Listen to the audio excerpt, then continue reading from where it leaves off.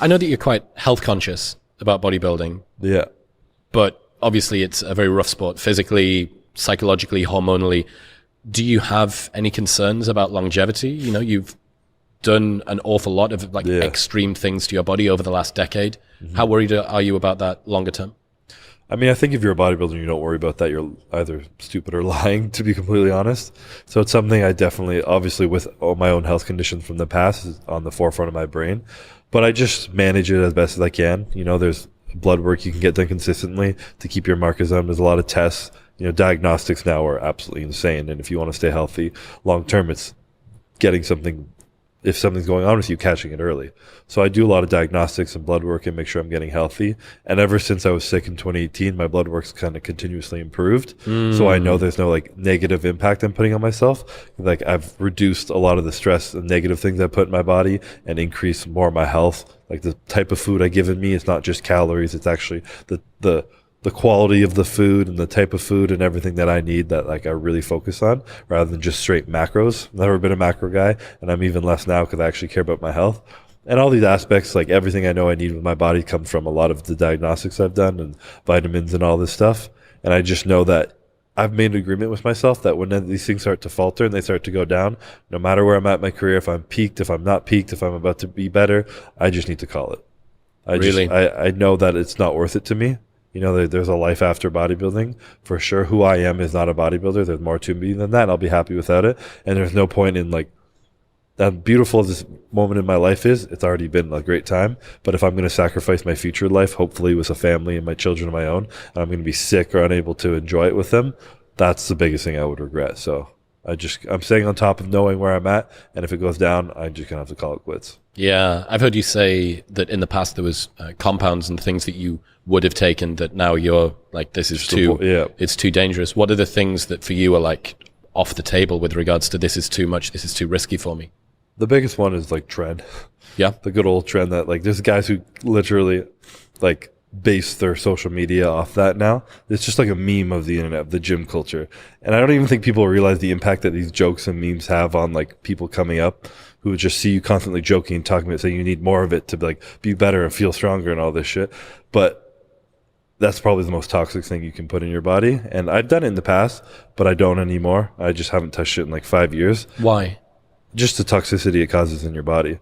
Like it just comes in, it harms your kidneys, your liver, just everything that takes your body to process it and go through it. It's just not natural. It's not meant to be in your body. And it makes you strong as fuck. And people say they feel like they're on top of the world when they take it. But to me, that's not really worth the health risk anymore. And another reason why I love Classic Physique is because I hit a weight cap and I was close to my weight cap like 3 years ago. Not at it, but I could have taken more shit and really tapped out and been at the point where I couldn't put on any more weight, or I could actually take less shit and force myself to work harder, be more consistent with my diet, my training, and my recovery, and then still get that result. But it would just be a little bit more effort. You know, there's a peak open bodybuilder with no weight cap probably needs to do everything to be the best. But if I can just still put in the discipline and the work and then take out some of the less shit that's hard on my body, then I'm on the same point that I would be. It's just a little bit more effort. It says it all that you, as somebody who is competing at the highest standard of bodybuilding on the planet, is still finding compounds where you're like, that's off the table. Yeah. That's too much. For sure. You can always find things to take out and things to add in and ways to get better, things that are like unnecessary, and just kind of fine tuning. And, you know, like a lot of any type of success is getting the most out of the least. And what other effort? The amount of work you put in a day, the amount of shit you put in your body, the amount of training even you do. It's just being as efficient as possible so that you're getting maximum result from minimum effort, essentially. Yeah, we've spoken before, and I think that it's a smart approach that you have of not talking about the things that you use and dosages, because it's just going to result in people doing, if I take X, then equals Chris Bumstead. Then I'll look like Chris Bumstead. Precisely. Exactly, yeah. But I think that you've mentioned before, people would be very surprised at how low those numbers are.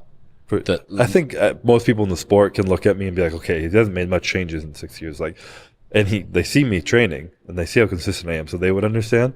But I think a lot of maybe aspiring kids who who just want to like maybe look like me or look like a pro bodybuilder, they'd be like, no, I got to take this, but he's lying. Like I need more like to be like that. Why don't I look like that? And they don't see A, my amazing genetics, shout out to my parents for that. And then B, the 10 years of work I put in that has been consistent, you know? In other news, this episode is brought to you by 8 Sleep. It is unbearably hot in Austin, Texas at the moment, and I'm exclusively being kept alive by my 8 Sleep Pod Pro cover. The Pod Pro cover actively cools and heats each side of the bed, so if you or your partner sleep hot or cold, it can keep the temperature absolutely perfect. As you progress through your night's sleep, it'll actively adjust the temperature based on your sleep stage. It tracks your sleep, it tracks your heart rate variability, your resting heart rate, how much you're breathing throughout the night.